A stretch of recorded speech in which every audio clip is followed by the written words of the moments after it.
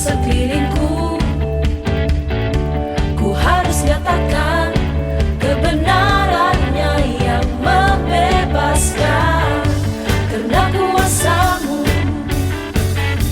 karena kehebatan-Mu, ku dapat lakukan perkara besar yang Engkau janjikan. Yesus, Kau sahabatku. Yesus, Kau yang akan selalu berada di sisiku. Kau sumber kuatku. Oh, Yesus, Kau sahabatku. Yesus, Kau yang tak pernah jemu-jemu di sisiku. Kau sumber kuatku.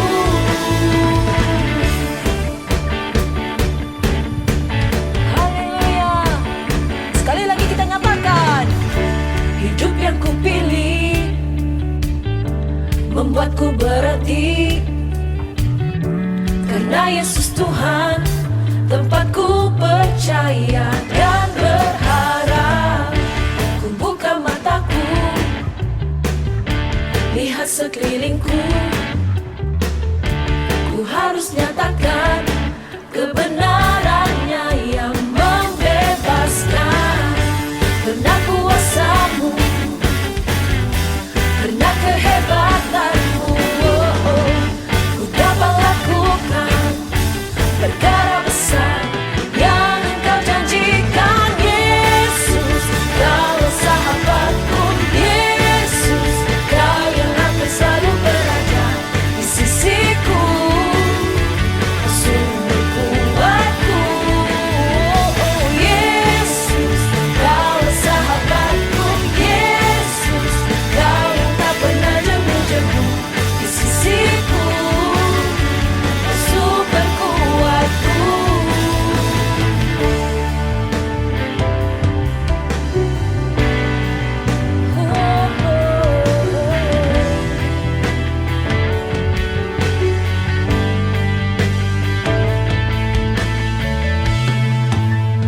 Yesus, Kaulah sahabatku. Yesus, Kau yang akan selalu berada di sisiku. Kau sumber kuatku. Yesus, Kaulah sahabatku. Yesus, Kau yang tak pernah jemu-jemu di sisiku. Kau sumber kuatku.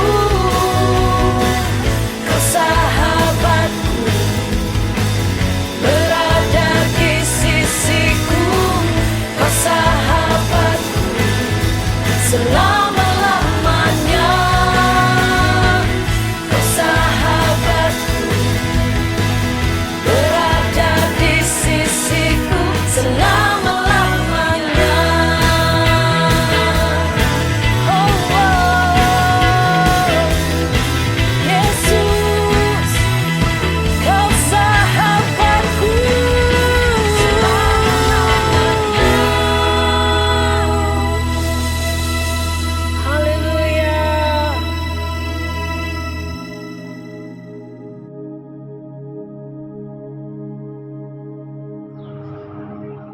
Salam saudara, puji Tuhan kita boleh bertemu sekali lagi melalui ibadah online kita pada kali ini. Nah, beberapa bulan yang lalu kita telah membahas beberapa pilar pelayanan pemuda-pemudi BIM Sarawak. Ada 5 pilar kita, yaitu pemuridan, pembapaan, doa, penginjilan, dan juga kebajikan. Ada 5 pilar kita. So, kita sudah membahas 3 pilar kita, dan pada malam ini kita akan membahas satu lagi, yaitu penginjilan.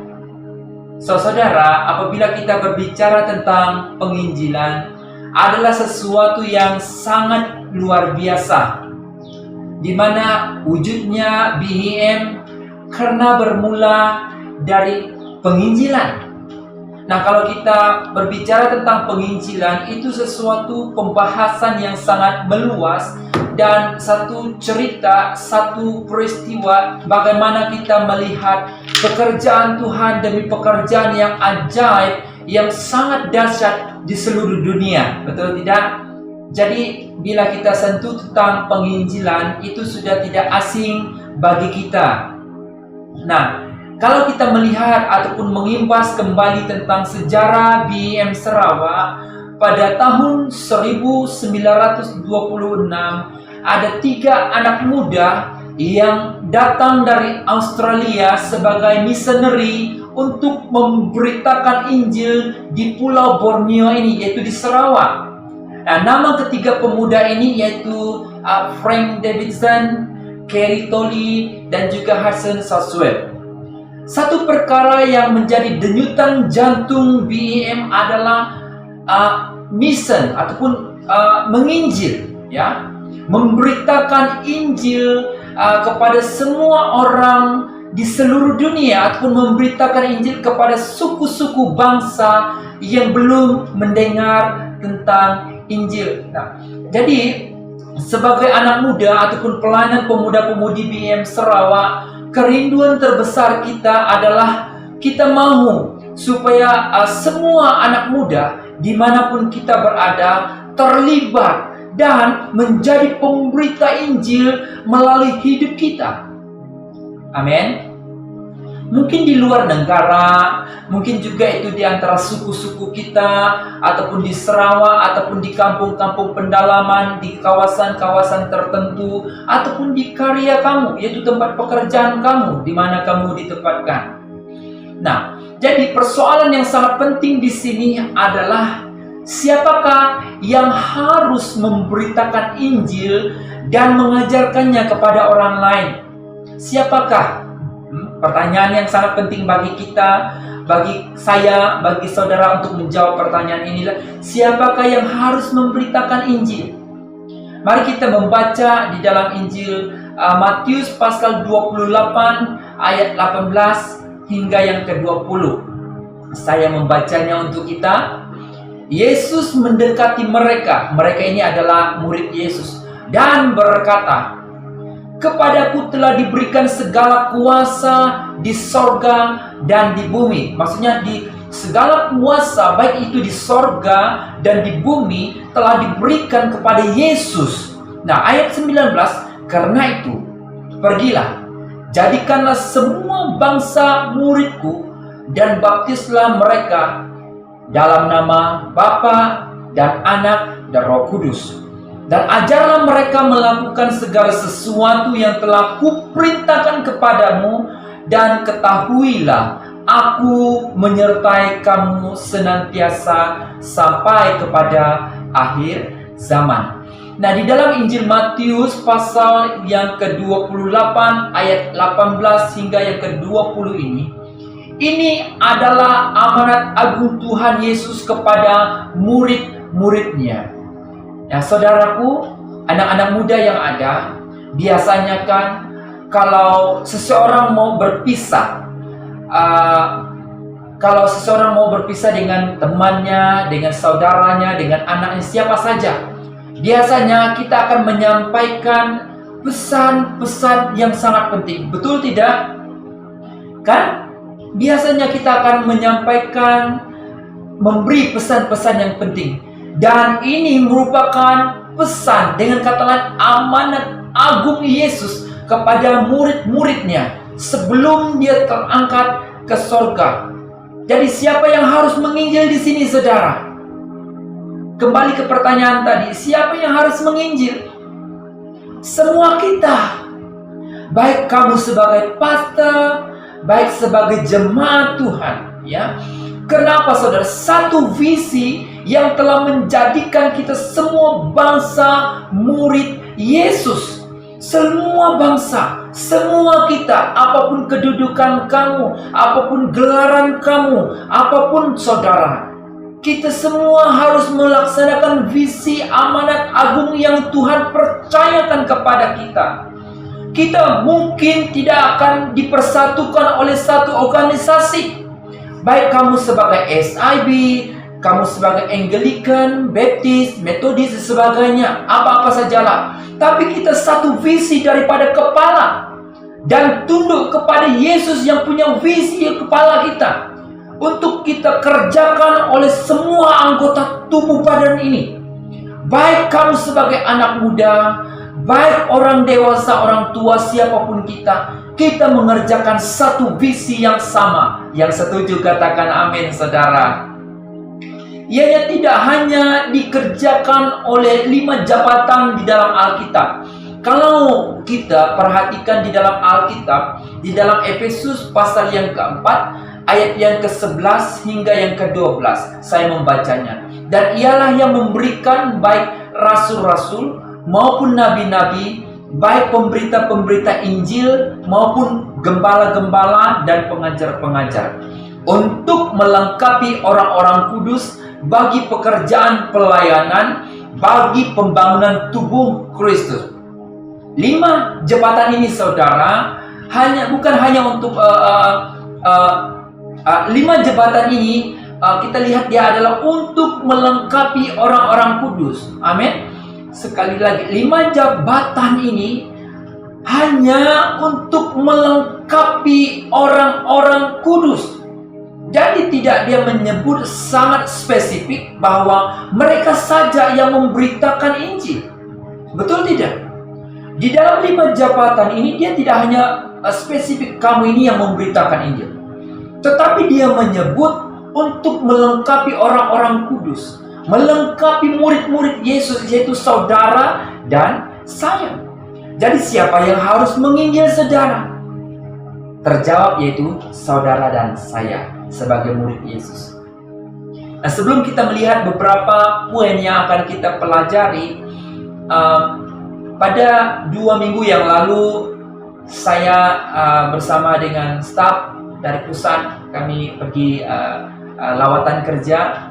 Nah, ketika berada di Tasik Bakun, saya dalam perahu, sementara dalam perahu saya merenungkan tentang penginjilan ataupun tentang pemberitaan firman Tuhan, khasnya tentang penginjilan.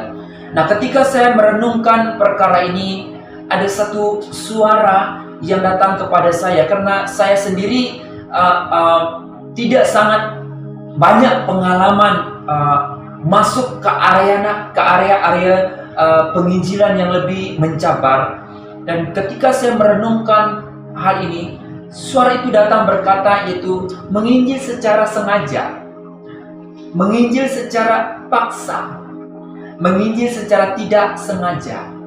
Ketika ini datang, saya terus catat dalam handphone saya untuk menjadi ingatan saya. Nah, ketika saya kembali dan saya merenungkan tentang amanat agung Yesus, dan saya coba melihat ketiga perkara ini, rupanya ada connection, ada sesuatu yang Tuhan mau ingatkan kepada kita. Nah, oleh yang demikian, yang pertama itu adalah secara sengaja. Kalau kita perhatikan pada hari ini, biasanya manajemen ataupun pengaturan penginjilan diatur secara sengaja orang-orang tertentu ke area tertentu, satu kawasan tertentu, untuk dia berada di sana sebagai missionary, sebagai penginjil. Betul? Contohnya, seorang penginjil dihantar ke satu kawasan dan secara sengaja dihantar ke sana, dan secara sengaja juga dia harus mempengaruhi ataupun dia harus menginjil kawasan yang telah dipercayakan kepadanya.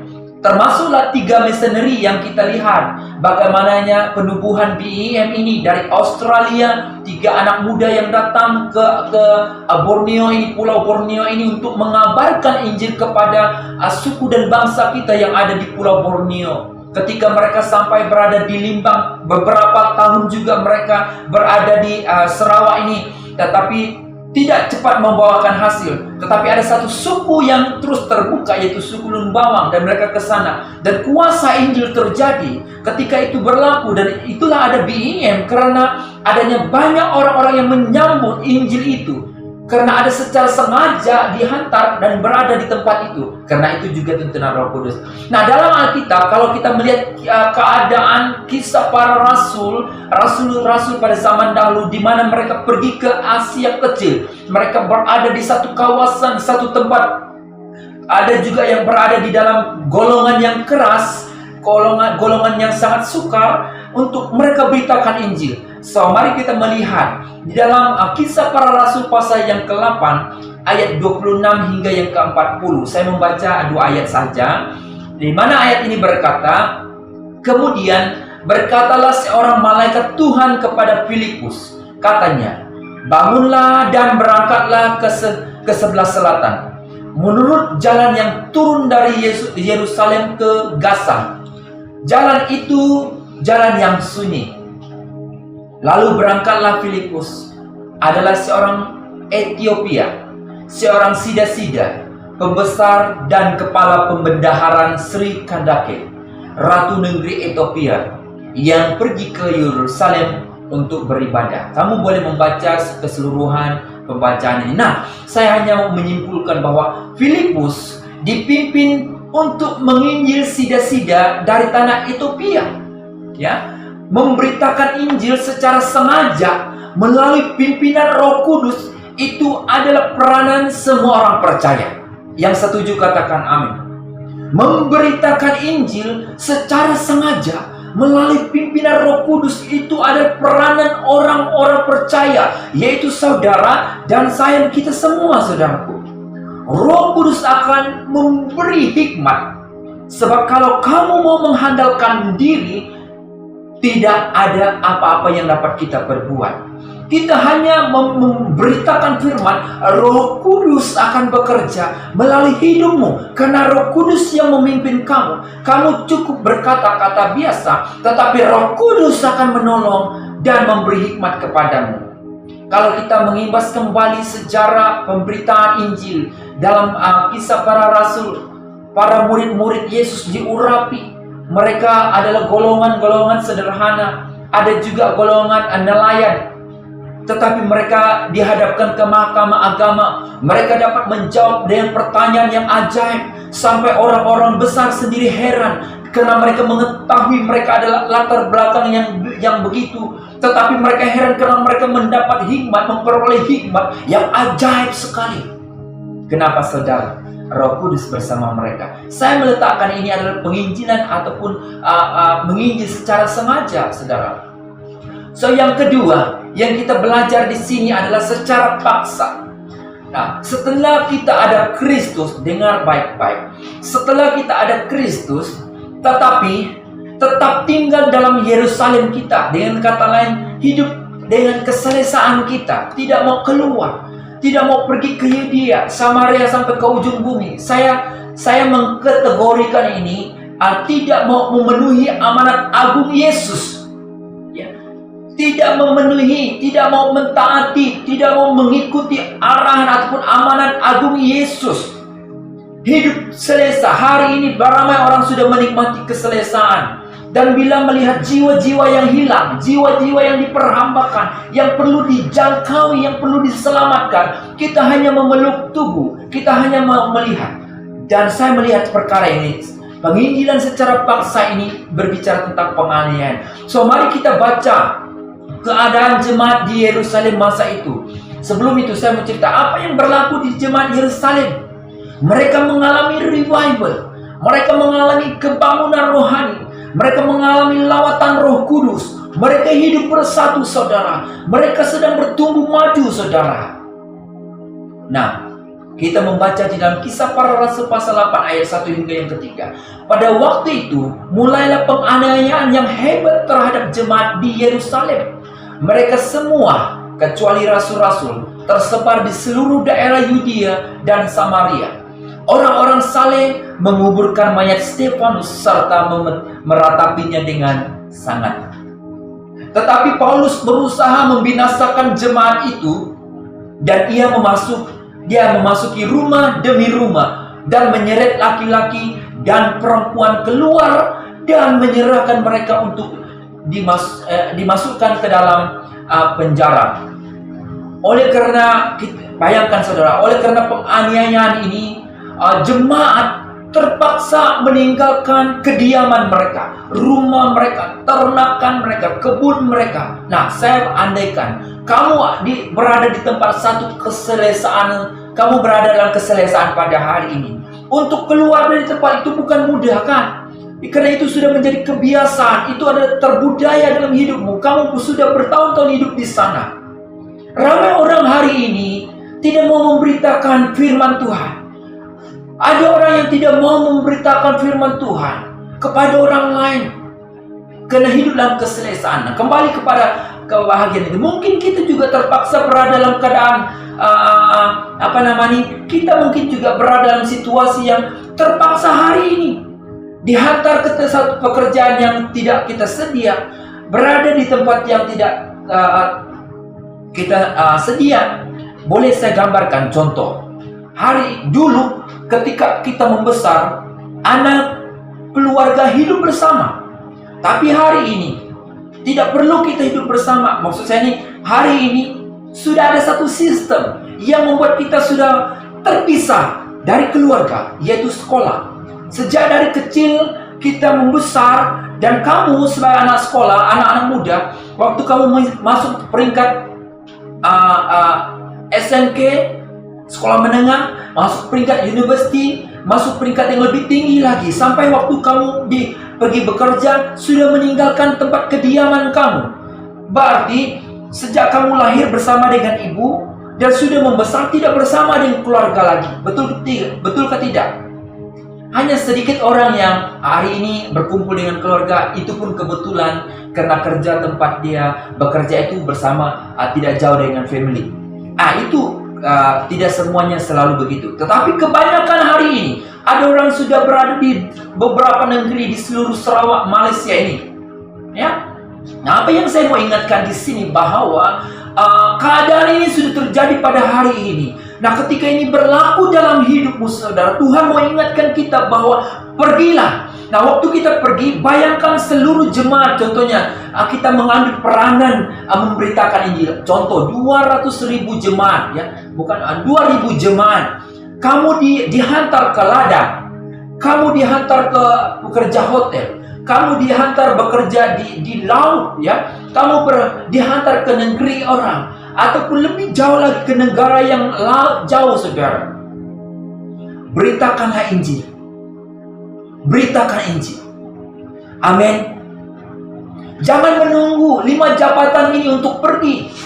Jangan menunggu orang memutus dari gereja untuk pergi. Siapa yang pergi? Saudara. Saudara dan kita semua yang pergi, saudaraku. Sebab itu kita harus memberitakan Injil kepada semua orang. Yang setuju katakan amin. Haleluya. Mungkin susah kamu katakan amin untuk perkara ini, ya. Tapi kita harus memberitakan Injil. Kalau kita lihat di dalam Kisah Para Rasul pasal yang ke-11 ayat yang ke-19 berkata, sementara itu banyak saudara-saudara telah tersebar karena penganiayaan yang timbul sesudah Stefanus dihukum mati. Mereka tersebar sampai ke Fenisia, Siprus, dan Antioquia. Namun mereka memberitakan Injil kepada orang-orang Yahudi saja. Nah, saudaraku, ketika penganiayaan itu terjadi, mereka tersebar ke merata-rata tempat, ya. Nah, waktu mereka tersebar, mereka tidak menutup mulut mereka. Mereka tidak mendiamkan diri untuk mengkabarkan Injil kepada orang lain. Kadangkala yang menjadi masalah hidup kita pada hari ini, ketika kita tersebar ataupun ketika kita berada di sekolah, berada di tempat kerja, berada di karya kita, ramai orang yang menutup mulut, tidak menyampaikan kabar baik. Tetapi yang sangat menarik daripada bahagian ini, mereka memberitakan Injil sangat luar biasa. Amin, saudara. Nah, kalau kita perhatikan juga Petrus dalam pasal yang ke-10 ini, Kisah Para Rasul pasal 10, dia juga memberitakan Injil kepada orang yang bukan Yahudi. Pasal 10, pasal 11. Kalau kamu ada masa, bacalah ya, itu sangat menarik. Sangat menarik tentang bagaimana orang Kristen Yahudi boleh menerima orang Kristen yang bukan Yahudi bersama-sama. Ya, pada awalnya mereka susah, sebab Petrus adalah salah satu rasul yang sangat dihormati dan dipakai Tuhan. Tuhan membawa dia memberitakan Injil kepada suku, kepada bangsa yang bukan orang Yahudi. So, saya tidak perlu menyentuh tentang itu. Itu satu topik yang lebih baik lagi untuk kita lihat ke depan. Nah, saudara, yang ketiga, menginjil secara tidak sengaja. Wah, bagaimana tidak sengaja ini, Pastor? Ya, bagaimana menginjil dengan tidak sengaja? Melalui teladan kamu, teladan kita. Ya, Paulus menasihatkan anak rohaninya yaitu Timotius supaya menjadi teladan. Supaya melalui teladan hidupnya orang lain nanti melihat dia. Ya. Kalau kita membaca di dalam Injil dalam 1 Timotius pasal yang keempat ayat yang ke-12 berkata, "Jangan seorang pun menganggap engkau rendah karena engkau muda. Jadilah teladan bagi orang-orang percaya dalam perkataanmu, dalam tingkah lakumu, dalam kasihmu, dalam kesetiaanmu, dan dalam kesucianmu." Pernahkah kamu dengar orang cerita tentang keluarga orang lain ataupun mendengar cerita tentang orang-orang tertentu? Banyak kali, betul tidak? Selalu kita dengar. Cuma pertanyaannya sama ada orang ceritakan orang itu baikkah, orang ceritakan orang itu tidak baikkah, betul kan? Kenapa orang cerita dia baik-baik? Karena dia pasti menjadi teladan. Kenapa orang cerita tidak baik? Karena dia tidak menjadi teladan. Nah, saudara, anak-anak muda dan jemaat Tuhan yang mengikuti ibadah online ini, saya mau mengingatkan kita, ya, bagaimana kita menginjil secara tidak sengaja. Melalui teladan kita. Di dalam rumahmu, orang rumah di sebelah kamu boleh berkata, "Wow, orang rumah sebelah kita ini orang baik-baik lah." Ya kan? Tanpa kamu ceritakan, tanpa kamu memperlawakan, "Saya baik." Adakah yang begitu? Orang lain mulai berkata orang ini baik sebab dia melihat teladan hidupmu, saudara. Melalui apa? Perkataan. Perkataan kita yang memberi hidup. Perkataan kita membangun orang lain. Iman timbul dari pendengaran akan firman Tuhan. Perkataan kita ini mengungkapkan, berkata-kata membangun semangat orang. Sehingga orang yang tidak ada iman mulai ada iman, dikuatkan melalui perkataan kita. Amin.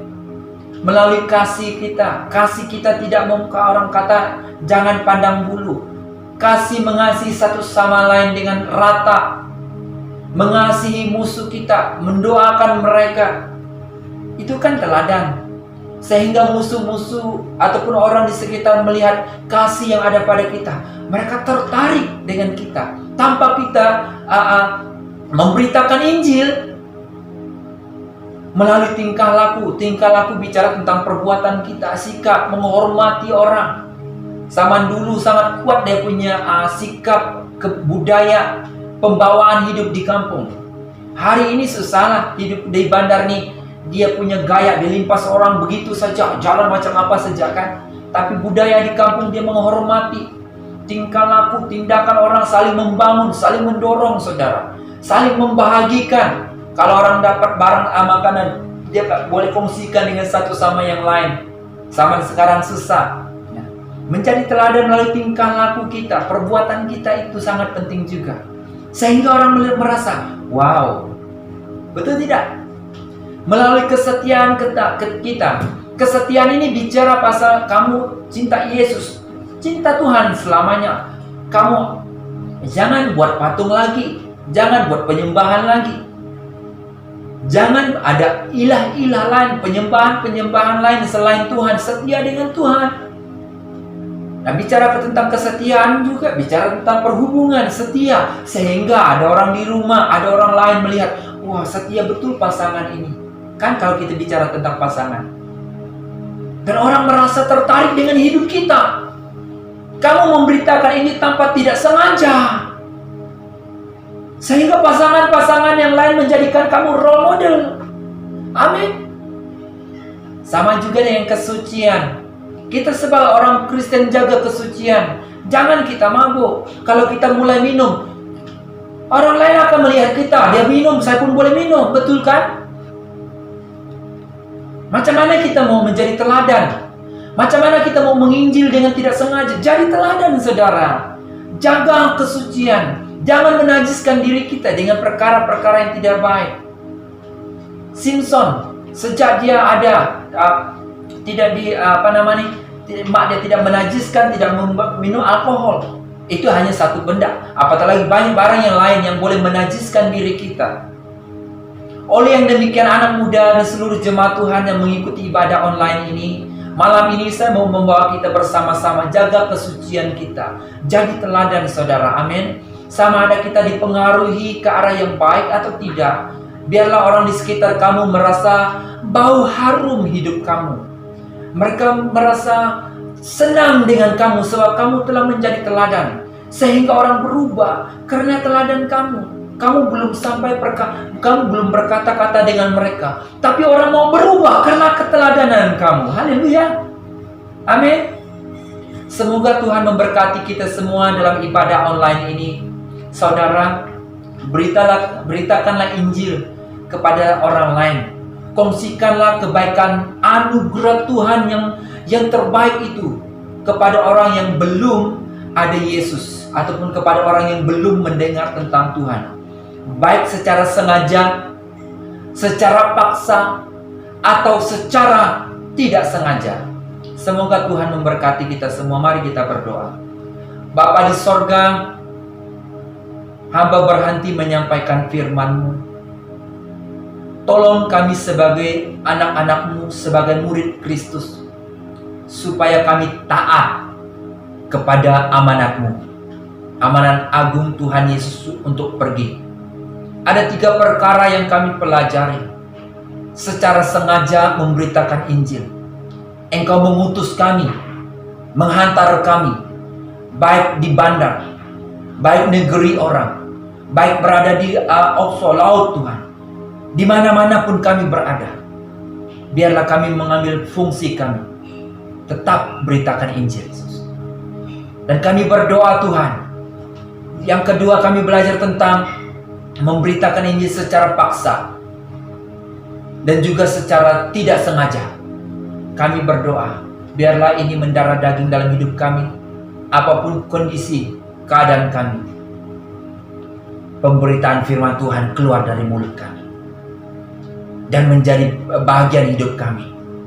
Bila Engkau ada dalam kami, kami membuahkan hasil dan orang melihat berbau harum melalui hidup kami, yaitu Kristus kelihatan dalam hidup kami. Terima kasih Tuhan, berkati semua yang telah mengikuti ibadah online ini. Di dalam nama Yesus kami berdoa. Amin. Amin. Tuhan memberkati kita semua.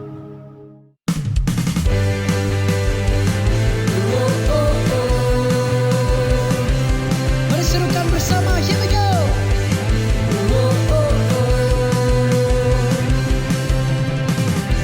Firman terangi jalanku, perisai iman di setiap waktu, lindungiku dari segala, tak pernah ku ragu karena Dia bersamaku, setia menjaga dengan kuasa mulia.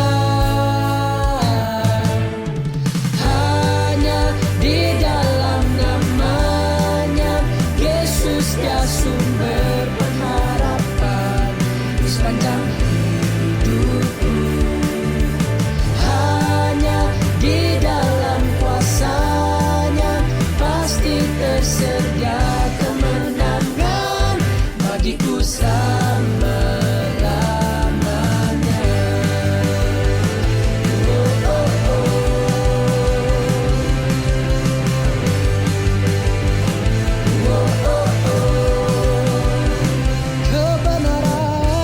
Kebenaran yang bebaskan,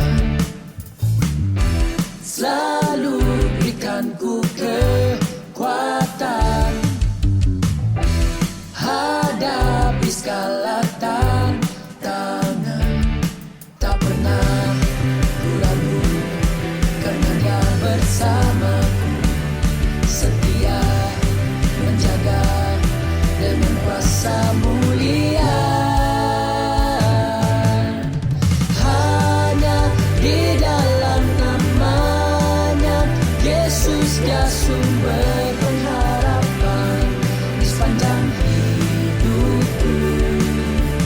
Hanya di dalam kuasa-Nya pasti tersedia kemenangan bagiku selama-lamanya.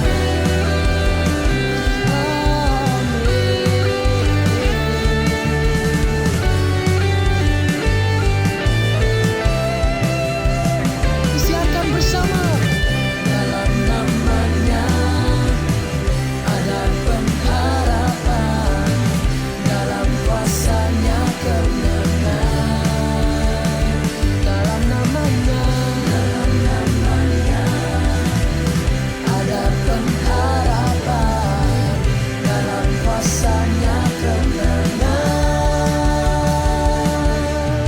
Hanya di dalam nama-Nya Yesus, Dia sumber pengharapan di sepanjang hidupku. Hanya di dalam kuasa-Nya pasti tersedia kemenangan bagiku selama-lama. Hanya di dalam nama-Nya Yesus, Dia sumber pengharapan di sepanjang hidupku.